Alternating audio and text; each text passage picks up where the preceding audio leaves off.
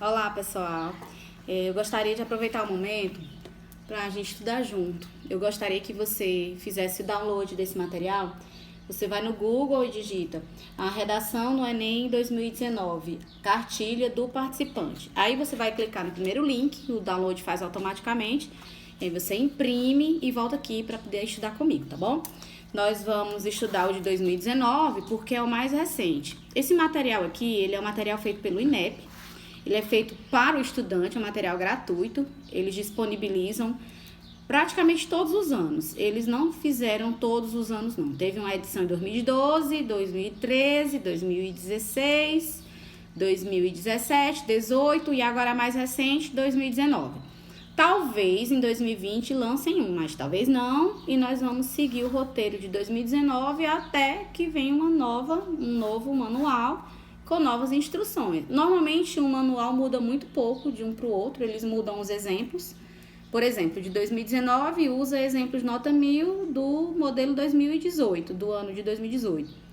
E às vezes quando há uma mudança, eles trazem na cartilha. Essa cartilha, ela traz um material riquíssimo para quem vai fazer o exame e traz um recadinho do presidente do INEP, exatamente explicando qual é a intenção do manual, tá na página 3. E na página 5, a gente já começa dando algumas iniciações aqui, eu gostaria de compartilhar com vocês, tá bom? Vamos para a página 5, caneta, marca-texto para quem gosta, e vamos começar a estudar. Caro participante, você está se preparando para realizar o Enem 2019, nós vamos fazer o de 2020, constituído por 4 provas objetivas e uma prova de redação. A prova de redação exigirá de você a produção de um texto em prosa. Sublinhe o nome prosa e faça uma observação a respeito disso. Quando ele fala prosa, ele quer dizer que não é para você fazer o seu texto em poesia, em versos, em estrofes. É para você seguir a estrutura de um texto corrido. Você deve obedecer às margens, direita e esquerda. Não pode ultrapassar. Ela tem que ficar dentro do quadrado, o seu texto. E deve seguir as regras gramaticais de translineação silábica. Quando você estiver escrevendo uma palavra, você precisa seguir as regras gramaticais quanto à separação silábica. Eu tenho visto muitas pessoas errando porque acham que, devido à margem, é obrigatório ficar até o final, não pode deixar nenhum espaço em branco, e não é bem assim. Você precisa seguir a gramática. Claro que esteticamente o legal é você ocupar a linha inteira. Porém, não vá botar um traço para separar a palavra de forma inadequada. CA-RRO do outro lado, só porque não coube, não é assim não. Não coube, pois então escreva a palavra inteira, carro do outro lado. Nem que um espacinho fique em branco.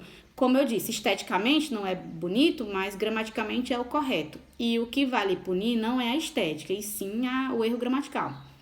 Então, quando ele fala prosa, é isso, para você fazer um texto seguido, corrido, não se salta linha de um parágrafo para o outro, eu vejo gente que às vezes salta, e seguir a questão paragrafal, né? Você tem que dar aquele espaço do parágrafo e ponto final, assim que finalizar o parágrafo para começar outro, certo? Não se esqueçam que não pode saltar linha. Continuando a história, prosa do tipo dissertativo argumentativo sobre um tema de ordem social, científica, cultural ou política.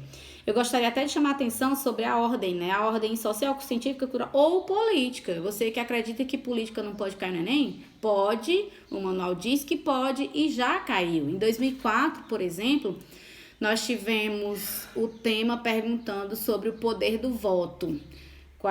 Como fazer do voto um instrumento para promover as transformações que o Brasil necessita. E em 2009, nós tivemos uma prova sobre o indivíduo frente à ética nacional. E nessa proposta era para você falar um pouco do jeitinho brasileiro, do papel do cidadão brasileiro para que haja uma ética nacional, e um texto 3 falava sobre corrupção política. Então cai política, a gente tem que ficar de olho nisso, estarmos atentos aos movimentos que acontecem no país, e o texto continua. Os aspectos a serem avaliados relacionam-se às competências que devem ter sido desenvolvidas durante os anos de escolaridade.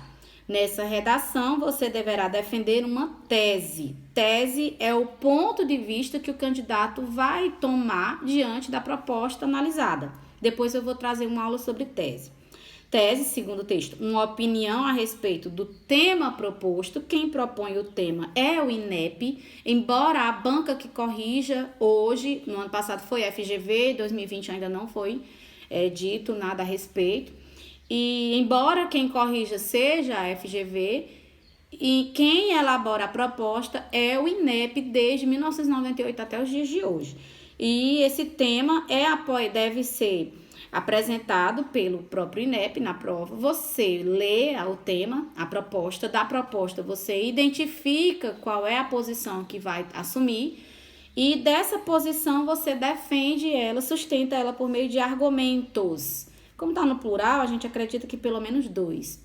E ele diz: consistência, estruturados com coerência e coesão, formando unidade textual. Seu texto deverá ser redigido de acordo com a modalidade escrita formal da língua portuguesa, depois a gente comenta um pouco sobre isso. E você também deverá elaborar uma proposta de intervenção social para o problema apresentado no desenvolvimento do texto que respeite os direitos humanos. O que é interessante é que mais à frente o manual fala que devemos elencar argumentos para a defesa de um ponto de vista e devemos elaborar uma proposta de solução para o problema apresentado pelo tema. Quem apresenta o problema é o tema. Você identifica o problema, apresenta na introdução, discute no desenvolvimento e soluciona na conclusão. A ideia do Enem é isso, é que você identifique o problema, discuta o problema, solucione o problema durante o texto. A proposta de intervenção social, que se fala na página 5, é a solução para esse problema.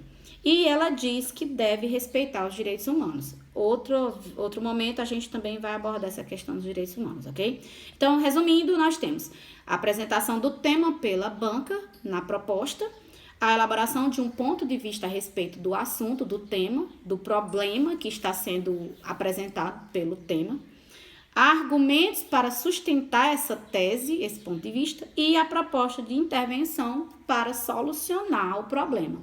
É por isso que se diz que nossa tese deve apresentar o problema para o leitor. Então, quando a gente estiver falando sobre tese, eu vou dar uma frisada nessa questão de tese e problema, tá bom? Então, página 5, nós temos esse roteiro e eu gostaria de continuar. A seguir, vamos esclarecer algumas dúvidas sobre o processo de avaliação. Então, no próximo vídeo, nós vamos falar sobre como se dá o processo de avaliação do Enem, ok?